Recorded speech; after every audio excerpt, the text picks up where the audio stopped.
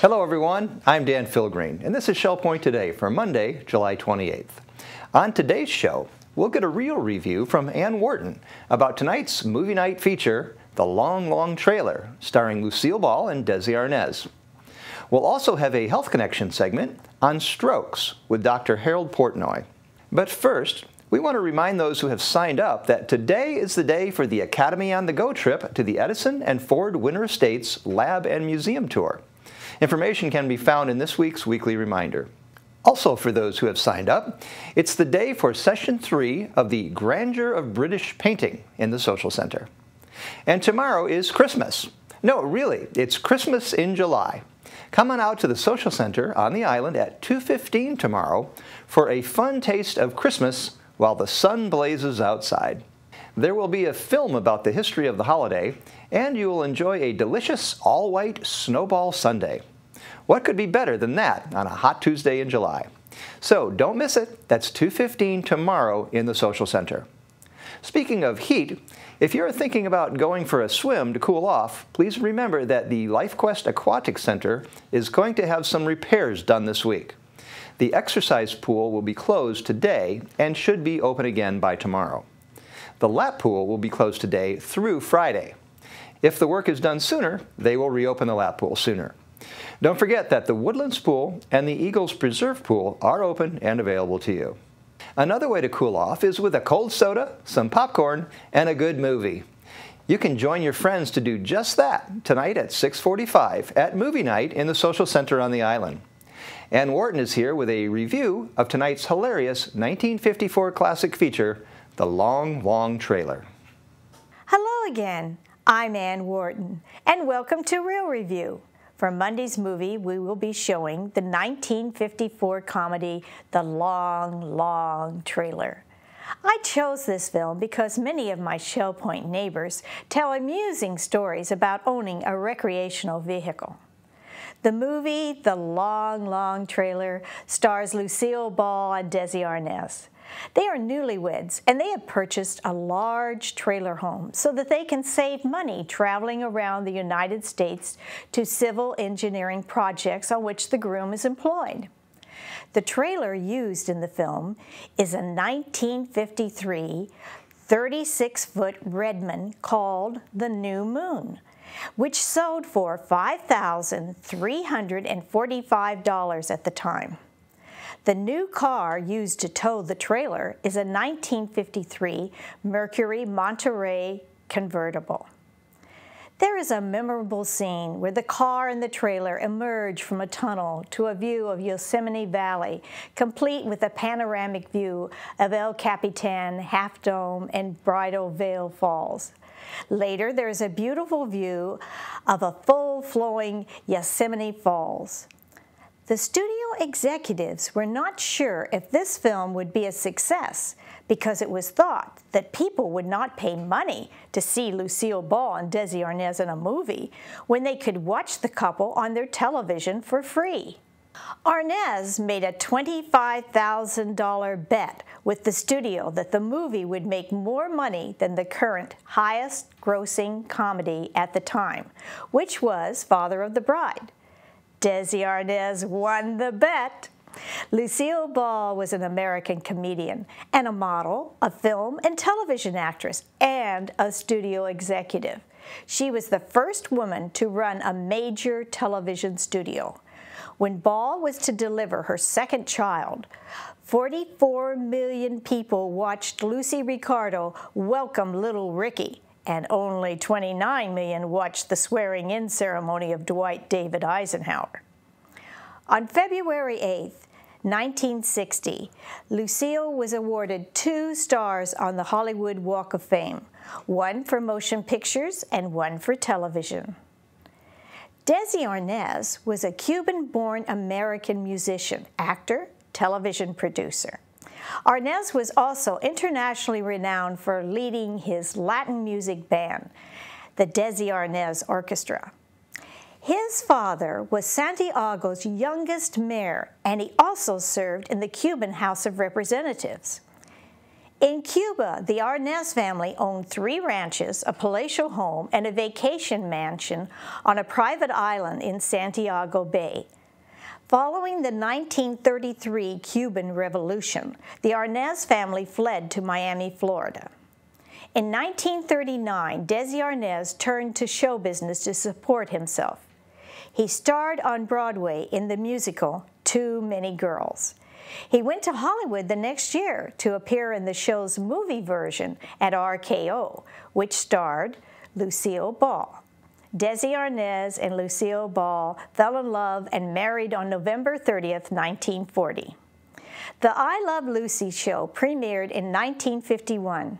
He played a fictitious version of himself, a Cuban orchestra leader, Ricky Ricardo, and his co-star was his real-life wife, Lucy.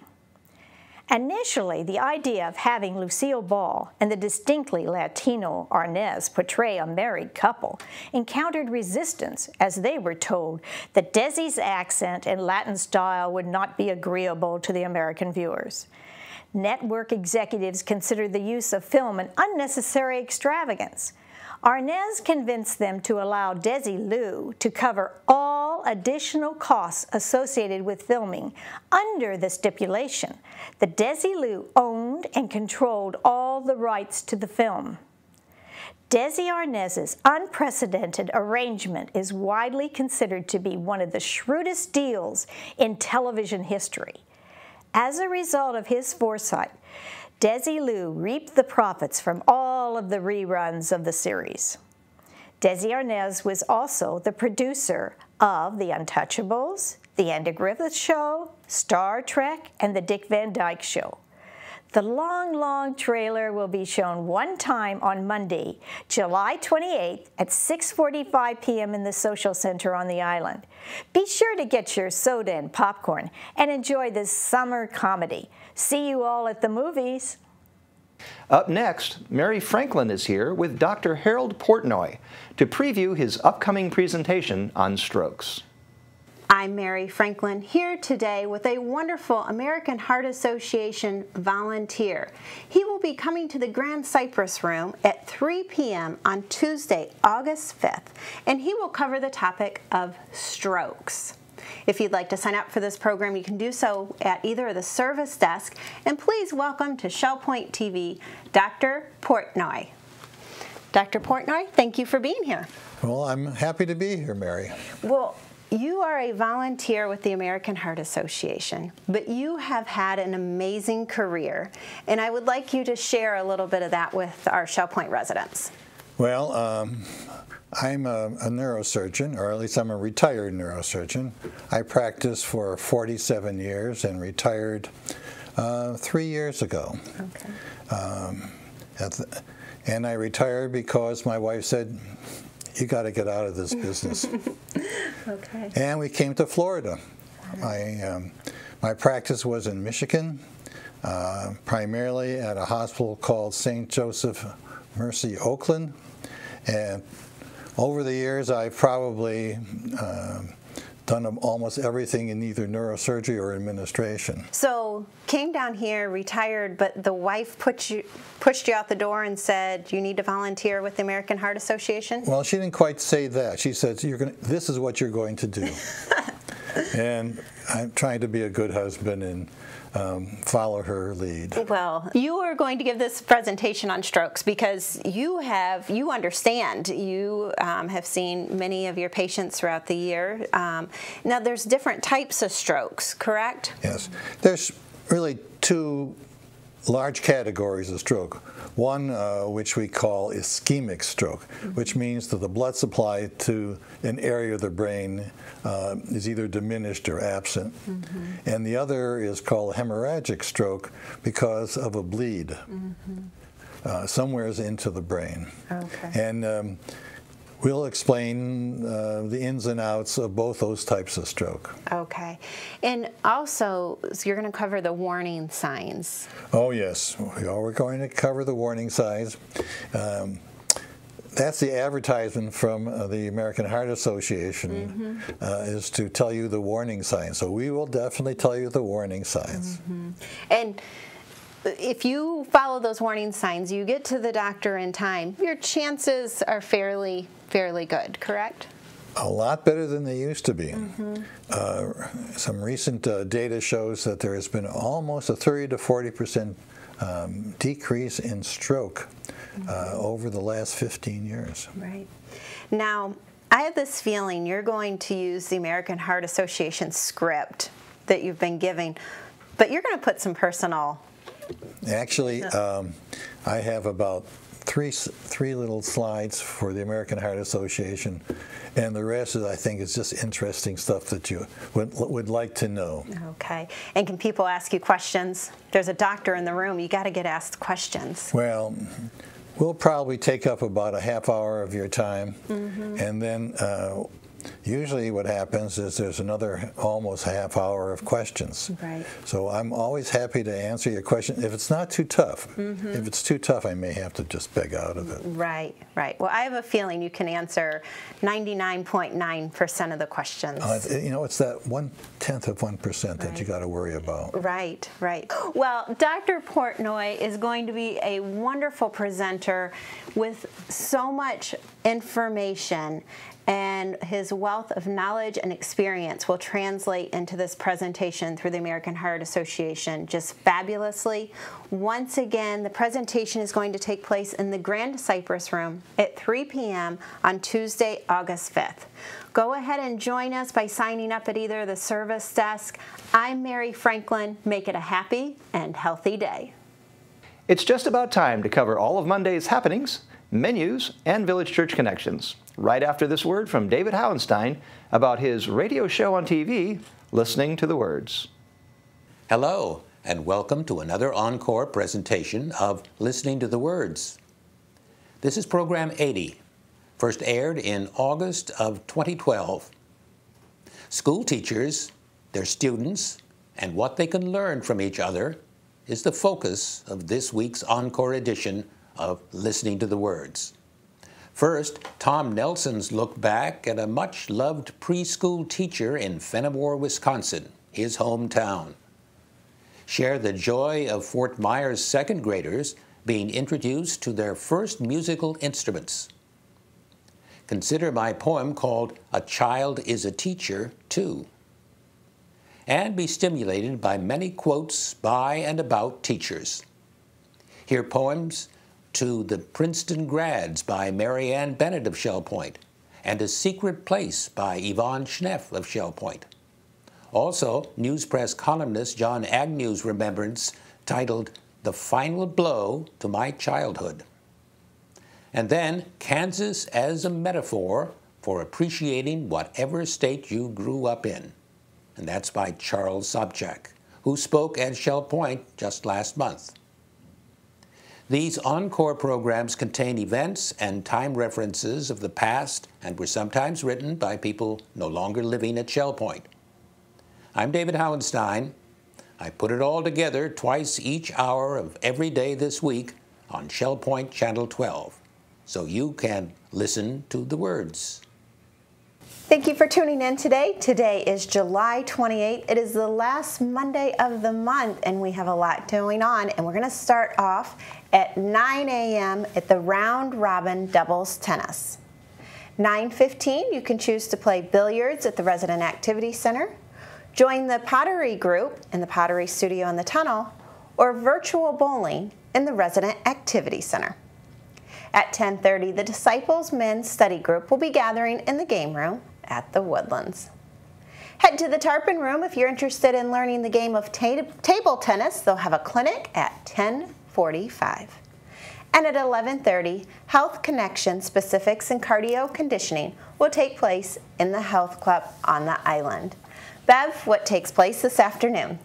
Well, Mary, we're going to start at 12 o'clock with Mahjong being played in the Sable Room at the Woodlands. At 1:15, we have Samba, the card game, in the Resident Activity Center. Also at 1:15, we have table tennis in the Tarpon Room. And then we have one more 1:15 activity today. The Tone Chimes will be in the Osprey Room on the island. At 1:45, we have a Health Connections class, Balance and Mobility Training Level 1. They meet in the Health Club, and that's currently closed. At 2 o'clock, the Beady-Eyed Bead Club will be in the Oak Room at the Woodlands.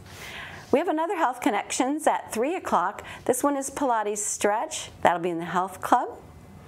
Then we'll move all the way to 6:30 for Duplicate Bridge in the Game Room at the Woodlands. And we'll round out the evening at 6:45 with Movie Night, the Long, Long Trailer in 1954 film. That'll be in the Social Center. Well, we're glad to see you today, and we'll see you right back here again tomorrow. Hello, I'm Terry Coleth with your Academy information for Monday, July 28th. At 8:30, we have an Academy on the Go educational field trip taking off from the island to the Edison and Ford Winter Estates for those who have signed up. At 10:15, the Grandeur of British Painting, the third session of 3 sessions, will take place in the Social Center of the island. You are welcome to sign up for this third session right at the door. We also have Appreciating Words, the final session of the semester in the Oak Room of the Woodlands. Why don't you stop by if you love words and see what this group is all about. I'd like to tell you about a new class coming tomorrow, the 5th in a series of 5 classes on the story of China with Professor Adrian Kerr. Again, you can sign up right at the door. Menus for Monday. In the Crystal Room, the Crystal Platter is fried chicken with buttered peas and mac and cheese. The dinner special is Old Home Cooking Night for $9.95, and the soup of the day is cream of chicken. In the Island Cafe for lunch, the special is a Monte Cristo with fries for $7.25. The dinner special is grilled chicken breast with mango and avocado, potato cakes, and green beans for $8.25, and the Palm Grill is closed on Mondays. All menus are available 24 hours a day at www.shellpoint.net. Hi, welcome to Village Church Connections. I'm Andy Hawkins, the senior pastor of the Village Church, and I'm here with Glenda Stephenson, our church administrator.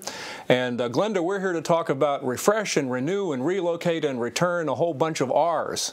That's right. Yeah, and obviously that's really good. Preachers love to do alliteration, and so we have strung together a bunch of R's, and it all relates to this big project that we've got going on in the Village Church auditorium. And obviously we've talked a lot about refresh and renew, which was sort of our preparation and fundraising part of that, but we've also done a lot of other things. And so what we want to do today is just simply take some time to sort of recount where we've been, what we've accomplished, what we're into now, and then what lies ahead in the foreseeable future for getting back into this facility. Yeah, I'm excited about it. As you said, we started with Refresh and Renew, and then we added Relocate as we moved out to the Grand Cypress Room in the Social Center, and now we're adding Return because we're beginning to think about coming back into the space. We started May 1 with preparing the space for the work that had to be done. We demoed a lot of things, and we've just been diligently working through things since that time. Obviously, the first and the most extensive part of the project was the electrical upgrades, and we are beginning to come to the completion of that. We have new lights hanging all over our auditorium and in the hospitality room and in the chapel.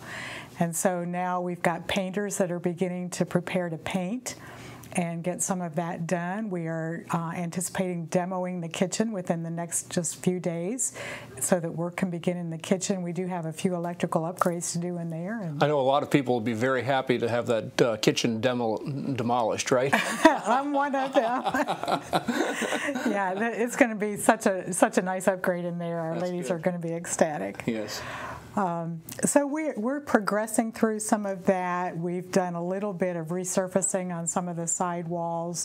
We'll soon be laying new flooring on the stage, and we're just starting to check off the boxes, so that's exciting. And a new backdrop on the stage too, as well, which has some acoustical enhancements that are involved, as well as some aesthetic appeal to them as well. And those things have arrived and are being prepared for their installation also, aren't they? We had 4 850-pound pallets that they unloaded that were all of the components of that, and they're now laying on our auditorium floor waiting preparation. But I'm sure that the people who use our facility, especially for concerts, and all the musicians will be very, very pleased, I think, with what's happening on the stage. I think you're right. Yeah. Yeah. Well, that's really exciting. Obviously, there was a period of time in which we didn't see a lot happening because so much of the electrical upgrade involved, running wires and conduits and reconfiguring a lot of the electrical infrastructure, and so those things were above the ceiling, that kind of thing. But now that the lights are installed, now we're seeing a lot more visible change in the facility. That's true. Yeah. Now, tell us a little bit about, as we look toward the future, what can we expect in terms of time-wise, any adjustments in schedule, those kinds of things for the next several months?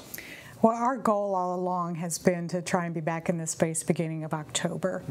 And we still anticipate we're going to be on target with that goal. You never know what you don't know, and there could be some unknowns that hit us that are a surprise. But at this point, I've spent time with our project management team, and we've mapped out the schedule, and we do believe that we'll be able to be back in the space beginning of October. It's very gratifying. It is. And one of the things that we're looking forward to is we have not had our CLS classes, our Christian Life Studies classes, throughout this interim period, this temporary time.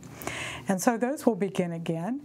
And one of the things that we have heard consistently over the past years is we have not allotted enough time for those classes. So the decision was made that we are going to begin our CLS classes at 9 a.m. rather than 9:15. That has been our tradition. And that will just allow an extra 15 minutes for that initial fellowship time to happen. The teachers will have a few more minutes for their lesson before our choir members leave to prepare for this service. And I think that will be a real positive change. Yeah, everybody that I've talked to has been very pleased about that, those who take advantage of the Christian Life Studies, and so we're looking forward to that. Yeah. Other than that, that's really the only time issue that people need to be aware of. The service, when it resumes, will be at 10:15, as has happened in the past. Correct. Everything else should be following the same schedule that we were used to before this temporary adjustment that we've made. And I think our first Sunday back in the facility, we'll be rejoicing. Another R. Oh, another joy. Yeah, absolutely. We'll be celebrating what's happening. And so you're telling me I have to remember 5 R's now? 5 R's. Okay, that's right. That's good. Yeah, we probably won't be 100% done. I don't anticipate we will be. There'll be some months that we're still finishing up some of the work upstairs and some of the other details, but we'll be done enough that we can celebrate and be back in the space and enjoy it. Yeah. Well, we're looking forward to it. In fact, as I go around the community, almost every day, someone asks me whether they're involved in the church or whether they're not. They're just part of the community. How's it going? What's the time schedule? When can we expect to be back? Because obviously it's not just the church. There are Shell Point activities that are on the calendar beginning in October and November that are going to rely on that space, and I think the community is going to be very pleased about the results when we see them. I think so too. That's great. Yeah. We're looking forward to it. Thank you, Glenda, for bringing us up to date on this entire project, and we're looking forward to its completion. And thank you for joining us for Village Church Connections. We're glad to see you soon. Take care. We're glad you joined us for today's show. Tune in tomorrow when we'll get a photographic look back at the recent Shell Point trip to Mackinac Island, Michigan. We'll also hear about a new medical model for Shell Point's healthcare system from Dr. Roger Herchak. Until then, this is Shell Point Today for Monday, July 28th. I'm Dan Filgreen, and from all of us here at Shell Point TV, we hope you have a great day, and we'll see you back here tomorrow.